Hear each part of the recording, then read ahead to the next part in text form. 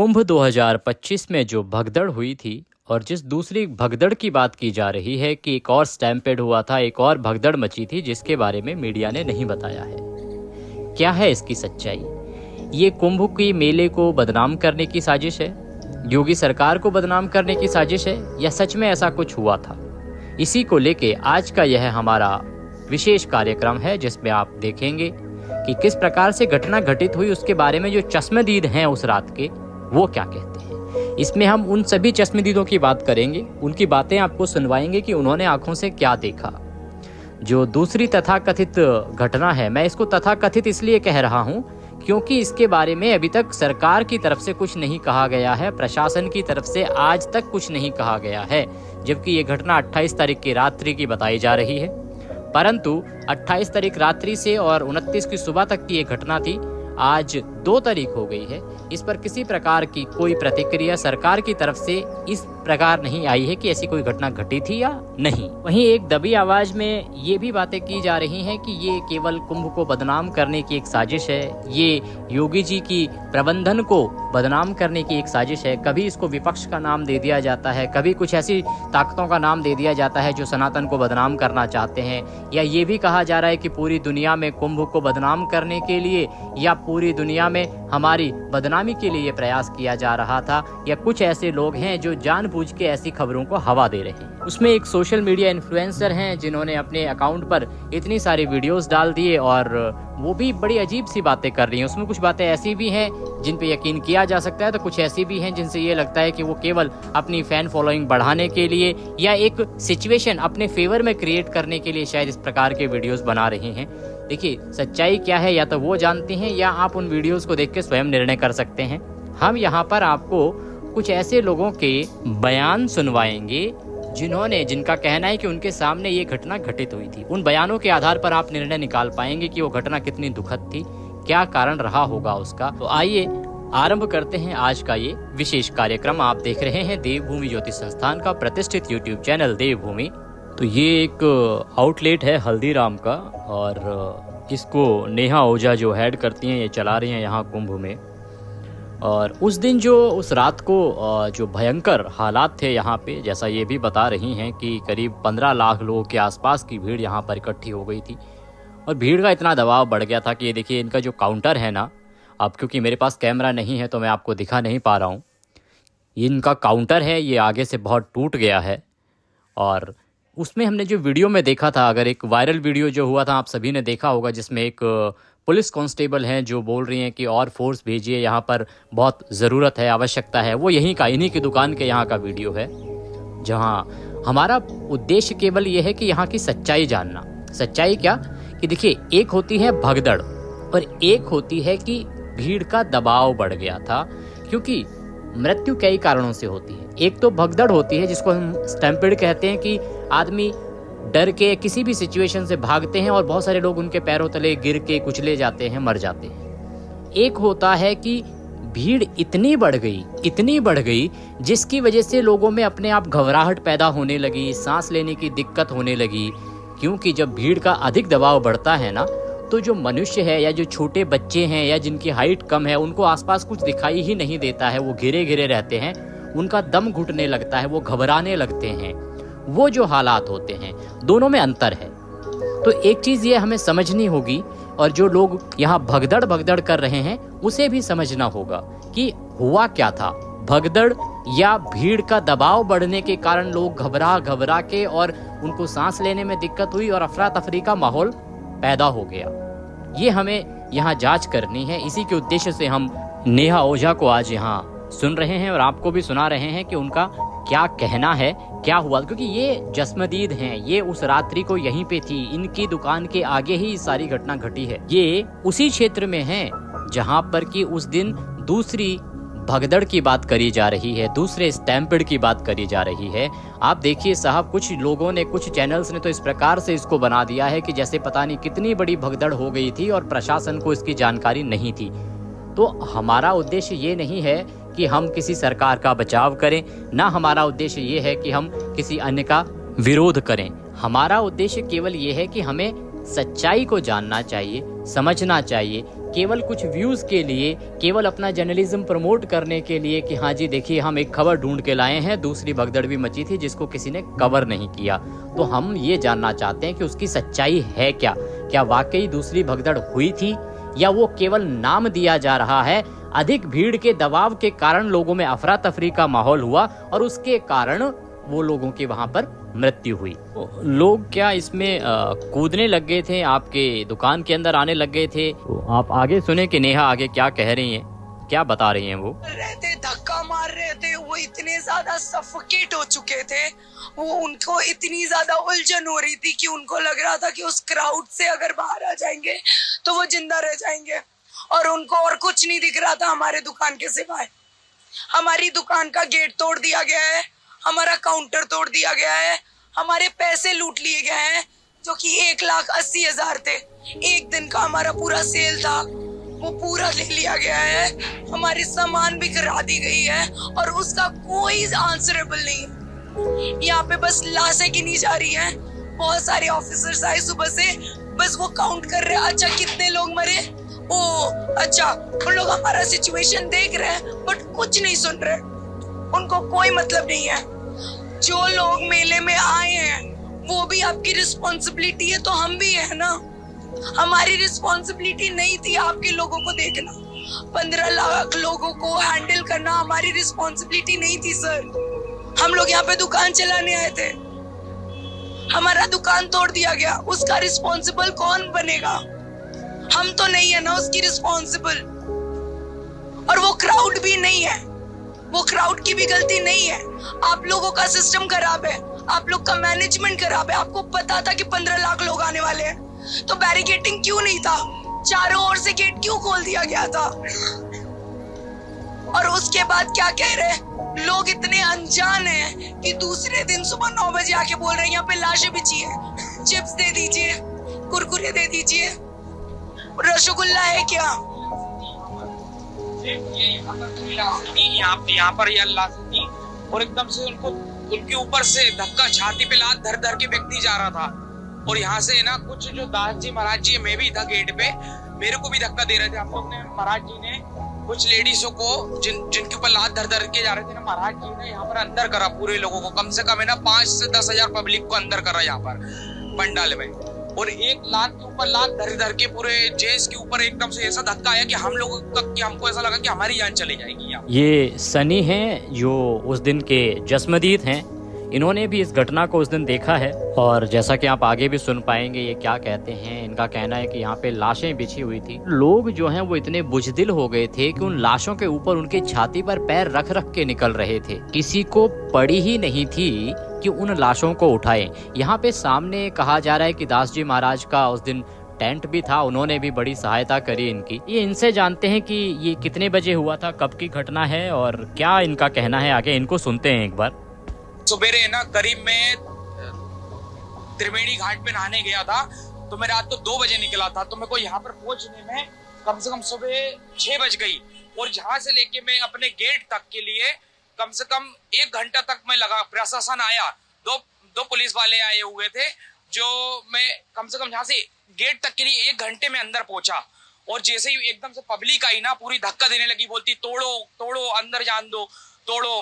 और एकदम से पूरा माहौल खराब कर दिया। हम बोल रहे कि शांति बनाई रखिए, हम तुमको पानी पिलाएंगे। हमने पानी पिलाया और खाना खिलाया, पर जैसे जैसे लेडीज को अंदर करा पानी पिलाने की, पूरी हम लोग ने एक करके आगे बढ़ बढ़ के पूरा पानी पिलाते गए कि शांति बनाई रही है, माहौल खराब मत करिए। पूरा माहौल खराब कर रहे थे यहाँ के लोग। तो ये सुना आपने कि किस प्रकार का उस समय माहौल था। ये स्नान के लिए गए थे और उनको उस भीड़ से अपनी दुकान तक वापस आने में बहुत अधिक समय लग गया। ये भी नेहा के सहायक हैं यहाँ पर, और एक अन्य और सहायक हैं जो चश्मदीद हैं, उनसे भी हम बात करेंगे। ये जो घटना है ना, इसको कवर नहीं किया गया। इसका कारण ये बताया जा रहा है कि उस टाइम जो मीडिया है वो जो प्राइम घटना घटी थी, जहाँ पर स्टैम्पेड हुआ था, पहली भगदड़ मची थी, वहाँ पर था सारा मीडिया, किसी का इधर ध्यान नहीं गया था। इसीलिए ये घटना किसी के नज़र में नहीं आई। लेकिन कुछ रिपोर्टर्स हैं जो इस घटना को कवर करने में सफल रहे। उसमें से सबसे आगे नाम मैं लेना चाहूँगा, लल्लन टॉप एक चैनल है, आप सभी देखते होंगे अगर न्यूज़ के क्षेत्र में हैं तो। मुझे कोई अच्छा काम करता है तो उसका नाम लेने में कोई गुरेज नहीं है, क्योंकि कोई अच्छा काम करता है उसकी तारीफ होनी ही चाहिए। तो उनके जो रिपोर्टर हैं उन्होंने इस खबर को काफ़ी हद तक कवर किया है और उसके बाद वो प्राइम मीडिया में लाने का अगर क्रेडिट किसी को जाता है तो वो भी उन्हीं को जाता है, क्योंकि उनके जो रिपोर्टर थे वो लोकल थे, वो रिपोर्टर प्रयागराज से ही थे, इसीलिए उनको सभी जगहों का ज्ञान था और इसीलिए वो बड़ी आसानी से वहाँ पर पहुँच पाए और उन्होंने कवर किया। और जितना हम देख पाए हैं उसके अनुसार भी उन्होंने बहुत सारी जानकारियाँ आप तक भी पहुँचाई हैं। अब हम एक और जो सहायक हैं ना, रोहित इनके सहायक हैं, उनसे एक बार उनको और सुनते हैं कि उनका क्या कहना है उस दिन के बारे में। आप सुनेंगे ना, देखो हमारा उद्देश्य ये है कि आप जब इस खबर को देखें, इस वीडियो को देखें, तो आप सच्चाई से खुद वाकिफ हों कि उस दिन क्या बीती थी। जो जसमदीद अच्छी बात बता सकता है ना, कोई और नहीं बता सकता। मैं बताऊंगा तो एक कहानी लगेगी, लेकिन जो वहाँ पे था, जिसके सामने वो घटना घटित हो रही थी, यदि वह बोलेगा, उसकी आवाज़ में आप सुनेंगे तो आपको पता लगेगा कि वो मंजर क्या रहा होगा। ये जो घटना थी ना, ये झूसी का इलाका था। झूसी के इलाके में ये घटना है वो घटित हुई थी। आइए अब एक बार जरा मोहित को सुन लेते हैं। मोहित बताएंगे कि उस दिन यहाँ पे क्या हुआ था, क्या घटित हुआ था, क्या देखा उन्होंने। हुआ कि ऐसा था कि भीड़ पूरा खचाखच भरी हुई थी। जैसे रात्रि के 3 या 3:15 हो रहे होंगे, उस टाइम भीड़ के अंदर भगदड़ मच गई। अचानक से हमारा दक्षिण साइड का जो काउंटर है उसको धक्का दिया गया, जिससे देख सकते हैं आप वहाँ पे टूटा पड़ा हुआ है। तो हम लोग इधर बैठे हुए थे, सारे लोग वहाँ पे टूट पड़े, कैसे काउंटर को अंदर किया जाए। भीड़ काबू में नहीं आ रही थी और लोग चाह रहे जैसे अंदर आ जाए। उनको हमने रास्ता बता रहे थे कि इधर जाइए आप लोग, आप उधर फेस करेंगे तो आप बच सकते हो। लोग सुनने को तैयार नहीं थे। लोगों का कहना था कि बस हम अंदर आ जाए तो बच जाएंगे। बहुत सारे लोग ऐसे थे जिनको हमने अंदर भी लाया, कुछ उसमें से बच्चे, कुछ मर गए। बाकी पुलिस वाले जो है बिल्कुल भी हेल्पफुल नहीं रहे थे 5 घंटे के लिए। लास्ट में 5 घंटे बाद 2 पुलिसकर्मी आए, उसके बाद कुछ सीआरपीएफ के लोग आए, तब थोड़ा बहुत राहत हुआ, लोगों को मिल पाया। तो ये बताया जा रहा है कि यहाँ पे जो इनका काउंटर है, इनकी जो शॉप है, इसके अंदर बहुत सारी डेड बॉडीज जो हैं वो पड़ी थी। बॉडी का कोई वैल्यू नहीं था, कोई वैल्यू नहीं। एंड मैं इमेजिन भी नहीं कर सकती थी कि मैं कभी देखूंगी ये सब। छी, बहुत गंदा है। लोगों को कोई फर्क नहीं पड़ता। अब मुझे पहली बार फील हुआ कि मेरी वैल्यू क्या है मरने के बाद, क्योंकि लोगों का कुछ नहीं होता। वो लिटरली ऐसे पड़े थे जैसे ऐसे कुछ गार्बेज, और वो उनकी बॉडी थी। ये मलबे में ऐसे लोगों को मतलब ऐसे उठा के, अच्छा ये लाश है, इसके ऊपर से मत जाओ, यहाँ पे बॉडी है, इसके ऊपर से मत जाओ। And this was the situation. तो आप सुन रहे हैं, ये देख रहे हैं ये कि किस प्रकार से जो नेहा ये बता रही हैं यहाँ पे कि इतनी खराब हालात थी, और जो लोग थे वो इतने निर्दयी हो गए थे, इतने निष्ठुर हो गए थे, इतने कठोर हृदय हो गए थे कि उनको दिखाई ही नहीं दे रहा था। डेड बॉडीज़ के ऊपर लोग पैर रख रख के निकल रहे थे। किसी को उन डेड बॉडीज़ को उठाने की जहमत ही नहीं कोई कर रहा था, कोई उठाने का प्रयास भी नहीं कर रहा था। प्रशासन की अगर बात की जाए तो प्रशासन के बारे में जितना ये बता पा रही हैं जसमदीद कि प्रशासन यहाँ पर पहुँचा ही बहुत देर से, लगभग 7 बजे के आसपास, 6 से 7 बजे के आसपास यहाँ प्रशासन पहुँचा। पहले सिर्फ केवल 2 पुलिस वाले आए थे, उसके बाद सीआरपीएफ आया, बाकी लोग आए, और जो हायर अथॉरिटीज़ हैं उनको तो आते आते 8 से 9 बज गए ऐसा बताया जा रहा है। जबकि ये घटना घटित हुई थी रात्रि को करीब 3 बजे के आसपास। तो 3 बजे से और 8 बजे तक आप देखिए 5 घंटे का जो समय है जिसमें ये पूरा अफरा तफरी का माहौल रहा। और ये अफरा तफरी का माहौल कैसा रहा होगा जब आप इनको सुन रहे हैं ना, जो नेहा हैं जिनके स्टोर के सामने ये घटना घटित हुई थी, इनका गला, इनकी आवाज़, आज बताइए कि इतने समय बाद भी यदि इस घटना को याद करके ये इतनी विचलित हो जाती हैं तो उस समय क्या हालात रहा होगा। हमारी पानी खत्म हो गई थी, हम गंगा जल फेंक रहे थे लोगों पे, एंड लोग अपना हाथ चाट रहे थे। उनके हाथ में पानी था and they were just trying to, हाँ मुझे एक बूंद दे दो, बस एक बूंद। और हमारा जो, हम लोग जितने दूर तक फेंक पा रहे थे हम उतने दूर तक पानी फेंक रहे थे। मैं बॉटल, हमारे पास एक 20 लीटर का था जिससे हम कॉफी बनाते थे, उससे हम बॉटल भर भर के दूर दूर फेंक रहे थे कि पानी पी लो। बेहोश हो रहे लोग, लोगों की दांत पूरी हंसी हो जा रही है, कोई काम नहीं आ रहा है, कुछ काम नहीं आ रहा था। मैं पहली बार उतना हेल्पलेस फील करी हूँ। मतलब मैं किनको लूं अंदर, सारे तो वही है। मतलब लोग बोल रहे मेरी जान बचा लो, मेरी जान बचा लो। 80% बुड्ढे लोग थे और मेरा दुकान उतना बड़ा नहीं था कि मैं सबको लूं, और मुझे अपनी दुकान की भी रिस्पॉन्सिबिलिटी थी। और मुझे पहली बार ऐसा लगा कि मैं कुछ नहीं कर सकती, मेरा कोई अस्तित्व नहीं है। मतलब मैं बच्चों को ले रही हूँ ऐसे, भाई कुछ नहीं हो पा रहा था। और मैं पुलिस वाले यहाँ पे ऐसे खड़े होके, हम लोग ऐसे पकड़े हुए हैं, जो 2 पुलिस ऑफिसर्स आए थे वो पीछे से ऐसे करके देख रहे हैं। They were like shocked। तुमको तो पता था ना भाई इतने लोग आ रहे, क्यों नहीं किया कुछ? पता था ना आपके पास डबल स्टार है, ट्रिपल स्टार है, आप लोगों को तो नॉलेज था ना कि हाँ 100 करोड़ लोगों का हम लोगों ने प्रबंध करा है। कहाँ था वो? मुझे नहीं दिखा ग्राउंड लेवल पे वो। पहली बार हम महानान के वक्त यहाँ पे थे, मुझे नहीं दिखा वो। तो ये नेहा का दर्द आप समझ पा रहे होंगे कि किस प्रकार से वो दर्द में हैं, किस प्रकार से वो परेशान हैं, क्योंकि उन्होंने वो सब मंज़र अपनी आँखों से देखा है। उन्होंने देखा है लोगों को दम तोड़ते हुए, उन्होंने देखा है लोगों को यहाँ वहाँ पानी के लिए फिरते हुए, उन्होंने देखा है यहाँ लाशों को पड़े हुए, उन्होंने देखा है कि यहाँ कैसे लोग लाशों के ऊपर से निकल कर जा रहे थे।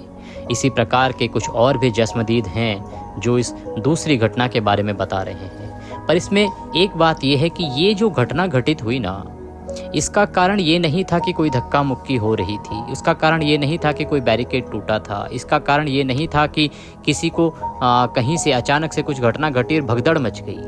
नहीं, ये घटना घटित हुई क्योंकि यहाँ पर बहुत अधिक लोग एकत्र हो गए थे। जो समझदार लोग हैं, आप महसूस कर सकते हैं कि एक छोटे से क्षेत्र में जब बहुत अधिक लोग एकत्र हो जाएं, ज़रूरत से ज़्यादा लोग एकत्र हो जाएं, तो एक घबराहट आरंभ हो जाती है। आपको आसपास जब कुछ देखिए, मानव शरीर जो है ना वो इस प्रकार का बना है कि यदि वह ऐसे किसी क्षेत्र में होगा जब उसको एकदम से ऐसा लगेगा कि उसके पास जाने के लिए कोई रास्ता ही नहीं है, तो उसकी हार्ट बीट बढ़ जाती है, वो घबराने लगता है और उस हालात में उसकी सांस ऊपर नीचे होने लगती है। अगर उसे तुरंत ही सही रास्ता ना मिले और वह उस भीड़ से बाहर ना निकल पाए तो वह घबरा कर उसकी सांस फूलने लगती है और उस घबराहट में वह इधर उधर भागने का प्रयास करता है। इसी का परिणाम थी ये जिसे भगदड़ दूसरी कही जा रही है, जो दूसरी भगदड़ कही जा रही है, क्योंकि अधिक लोग होने के कारण वहाँ हालात ऐसे उत्पन्न हो गए कि लोगों को सांस लेने में दिक्कत होने लगी, घबराहट होने लगी और उस घबराहट से बचने के लिए वो भागने लगे कि कहीं खुला स्थान मिल जाए, थोड़ी सी खुली जगह मिल जाए, क्योंकि मनुष्य को रहने के लिए एक वातावरण की आवश्यकता होती है। जब ज़रूरत से ज़्यादा भीड़ अगर एकत्र हो जाती है तो वो घबराहट का माहौल उत्पन्न कर देती है और उसी घबराहट में अफरा तफरी का माहौल बना। उस अफरा तफरी में लोग इधर उधर भागने का प्रयास किए। बहुत सारे लोग जो वहाँ से नहीं निकल पाए वो वहाँ पर दम तोड़ दिए और ये हालात उत्पन्न हो गए। इसमें हम आगे बाकी जो लोग हैं उनकी बातें भी आपको सुनाएंगे कि बाकी जो वहाँ के जिनके सामने चश्मदीदों के सामने ये घटना घटित हुई उनका क्या कहना है, उससे आप सच्चाई का अंदाज़ा लगा पाएंगे। इस पर जो शंकराचार्य हैं अभिमुक्तेश्वरानंद जी, उनका क्या कहना है, उनका बयान एक बार हम आपको सुनवाते हैं। उसको सुनना भी बहुत महत्वपूर्ण रहेगा। घटना इतनी सारी तैयारियों के बाद घटित हो गई, ये निश्चित रूप से दुख का विषय है। दुख के साथ साथ क्यों घटी, जब इतनी सारी तैयारियां थी और पहले से आपको पता था, आप कह रहे थे 40 करोड़ लोग आ रहे हैं, तो फिर उससे वैसी व्यवस्था भी तो होनी चाहिए। जितने लोगों के लिए भोजन अपने घर में हो, जितने लोगों के लिए बैठने की जगह हो, उतने ही लोगों को तो बुलाया जाता है।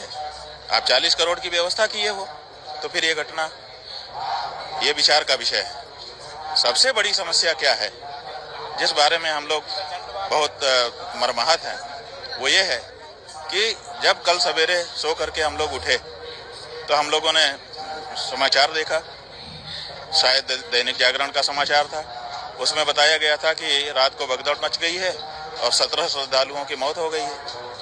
हम लोग बड़े चिंतित हो गए। मौन हम लोग रहते हैं स्नान तक। हम लोगों ने सोचा अब क्या करें, कैसे करें। फिर पता चला कि सब नाव निरस्त कर दी गई है। जो हम लोगों के स्नान के लिए व्यवस्था बनाई गई थी, प्रशासन के द्वारा समाचार आया कि वो सब निरस्त कर दी गई है, अब कुछ नहीं हो सकता है। तो हमको लोगों को लगा कि घटना तो जो बताया गया सही है। फिर हम लोग प्रतीक्षा करते रहे। 10 बजे के करीब, 10 साढ़े 10 जो भी रहा हो समय, मुख्यमंत्री जी का बयान आया। मुख्यमंत्री जी ने कहा कि कुछ रात को भगदड़ हुई है, ऐसे घटना हो गई, कुछ लोग घायल हुए हैं, गंभीर रूप से घायल हुए हैं और अफवाहों पर ध्यान न दें। फिर उनका ट्विटर आया। ट्विटर पर उन्होंने लिखा कि अफवाहों पर ध्यान न दें।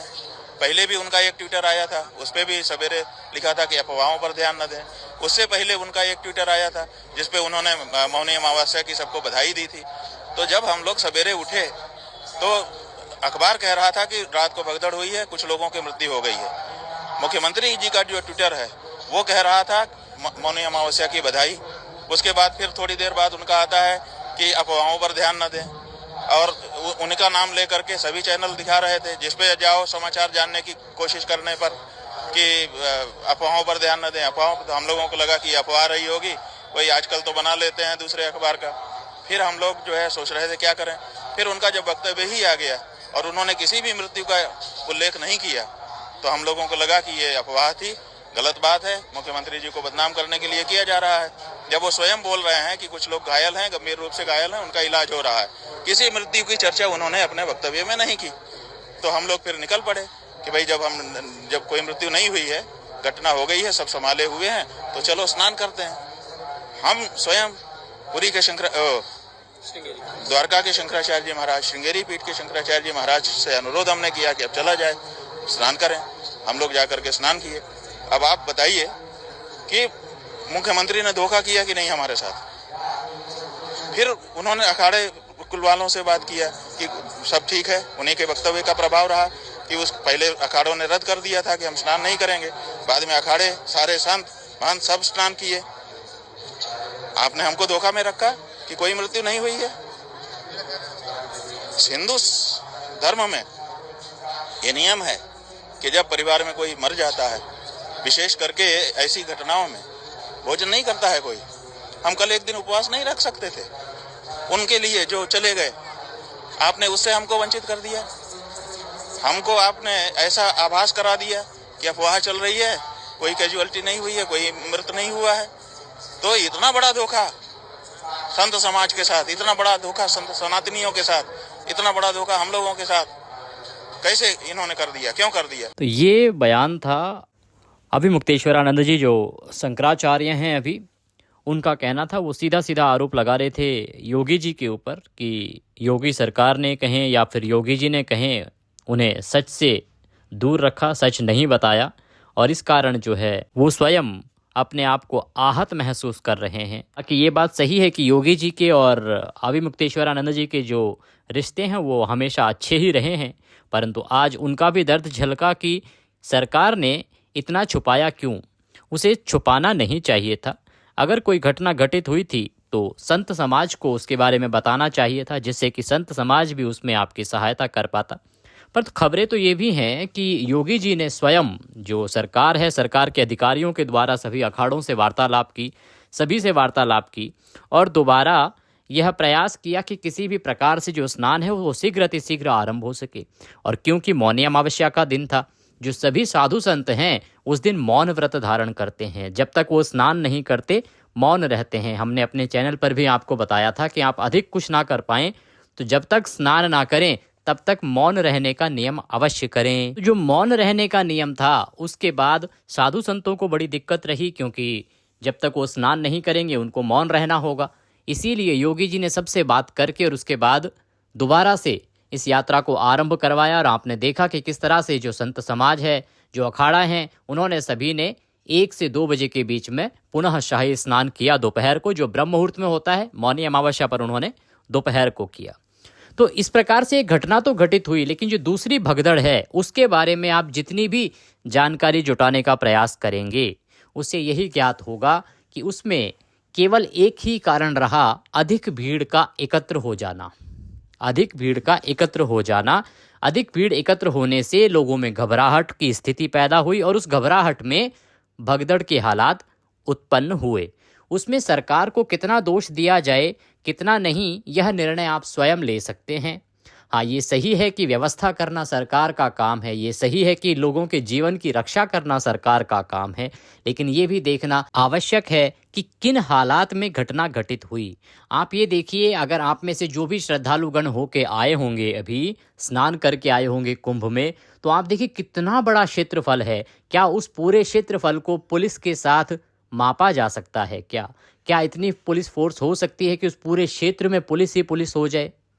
ये संभव भी तो नहीं है, क्योंकि क्षेत्र बहुत बड़ा है। छोटे से क्षेत्र में यह कुंभ का आयोजन हो नहीं सकता। इतने किलोमीटर, इतने लंबे क्षेत्र में, इतने सारे घाटों के अंदर, इतने सेक्टर जो बटे हुए हैं, इतने सेक्टर्स के अंदर पूरे जगह पर प्रशासन और पुलिस ही पुलिस हो, ये तो संभव है नहीं। हाँ, ये जरूर है कि जो लापरवाही रही उसके लिए दोषी हैं अगर पुलिस वाले, तो उन पर कार्यवाही होनी चाहिए।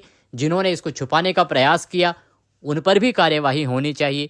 जो उस घटना के समय पर कुछ उचित कदम उठा सकते थे परंतु नहीं उठाए, उन पर भी यह कार्यवाही होनी चाहिए।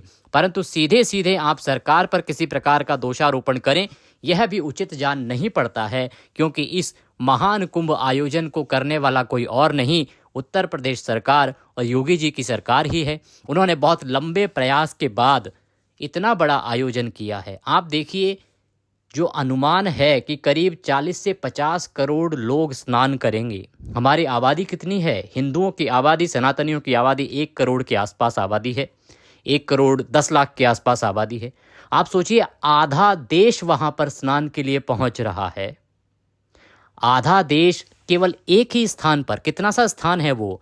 जिस शहर की जनसंख्या केवल 12 लाख के आसपास है, 12 लाख की आबादी वाले शहर में यदि एक साथ 4 करोड़ 6 करोड़ लोग पहुंचेंगे, आप बताइए ना क्या हालात होंगे। आप इसका उदाहरण ऐसे लीजिए कि आपका घर है, आपके घर में आप 6 लोग रहते हैं, 6 लोग के अनुसार व्यवस्था है आपके घर की। अचानक से एक दिन आपके घर पे 1000 लोग आ जाएं, कैसे रख पाएंगे आप उनको? आपने आस पड़ोस में इंतज़ाम भी कर लिया तो भी कहीं ना कहीं कुछ ना कुछ ऊपर नीचे तो होगा ना। वो जो 1000 लोग आ रहे हैं, वो यदि आपका सहयोग नहीं करेंगे, अपनी मनमर्जी करेंगे, तो क्या आप सफलतापूर्वक उन 1000 लोगों के लिए कार्य कर पाएंगे? सोच के देखिए एक बार। वैसे ही सरकार है, सरकार ने आपके लिए व्यवस्था तो कर दी, परंतु जो लोग आए हैं उनकी थोड़ी जिम्मेदारी बनती है कि ऐसे हालात अगर उत्पन्न होते हैं तो हमें सावधान कैसे रहना है, क्या करना है, क्या नहीं करना है।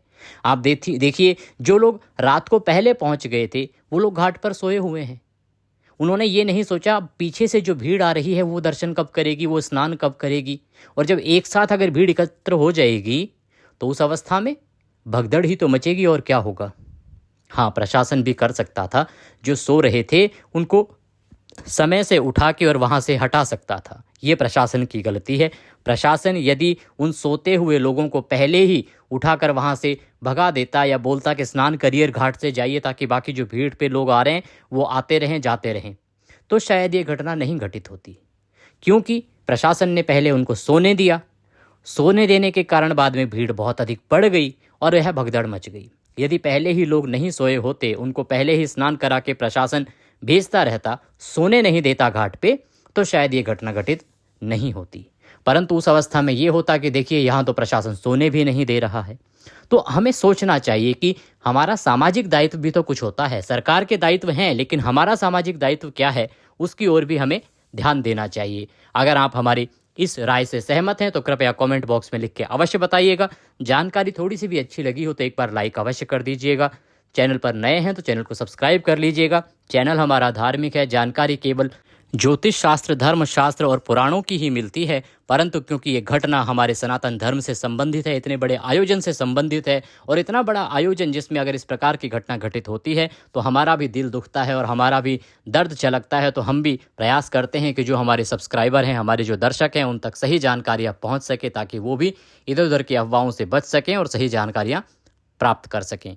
दूसरी भगदड़ के बारे में अभी तक सही जानकारी नहीं आई है, क्योंकि जब तक सरकार कुछ नहीं कह देती तब तक हमें किसी भी बात को नहीं मानना चाहिए। हाँ, ये जो हालात हैं वो बता रहे हैं कि दूसरी जो भगदड़ जैसे हालात थे वो उत्पन्न हुए थे और उसमें कितनी कैजुअलिटीज़ हुई थी इसके विषय में कुछ भी कह पाना अभी संभव नहीं है। इस घटना में जितने भी लोग अपनी जान गंवाए हैं, हम उनकी आत्मा के लिए भगवान से प्रार्थना करते हैं कि भगवान उन्हें अपनी शरण में लें और उनकी आत्मा को शांति दें, उनके परिवार को इस दुख को सहन करने की शक्ति प्रदान करें। ओम शांति।